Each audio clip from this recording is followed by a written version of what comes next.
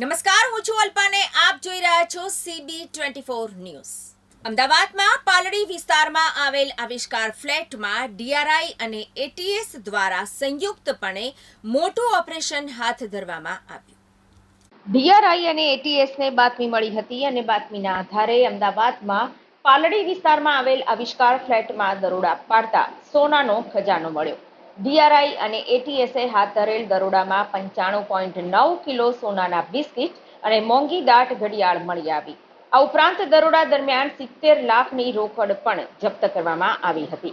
પ્રાપ્ત વિગત મુજબ DRI અને ATSએ આવિષ્કારના જે ફ્લેટ પર દરોડા પાડ્યા તે મુંબઈમાં રહેતા મેઘ શાહે ભાડે રાખ્યો હતો।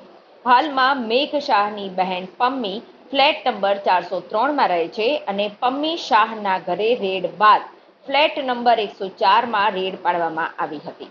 ફ્લેટ નંબર 104માંથી રેડ દરમિયાન મુદ્દામાલ જપ્ત કરવામાં આવ્યો। મેઘ મહેન્દ્ર શાહ મુંબઈનો મોટો શેર દલાલ છે।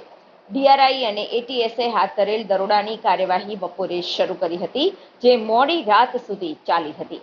એજન્સીઓએ બાતમીના આધારે રેડ પાડતા બંધ ફ્લેટમાંથી 95.9 કિલો સોનાના બિસ્કિટ અને કરોડોની રકમ મળી આવી હતી।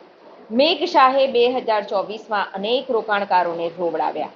ગુજરાત ટૂલ રૂમ સ્ક્રિપ્ટમાં રોકાણકારોને મોટું રોકાણ કરાવ્યું અને લોકોએ તેમાં નાણાંનું રોકાણ કર્યા બાદ ગુજરાત ટૂલ રૂમના ભાવ અડધા થયા અને ભાવ અડધા થતા રોકાણકારોને મોટું નુકસાન થયું। ભાવ તળિયે જતા રોકાણકારોને કરોડો રૂપિયાનું નુકસાન થયું।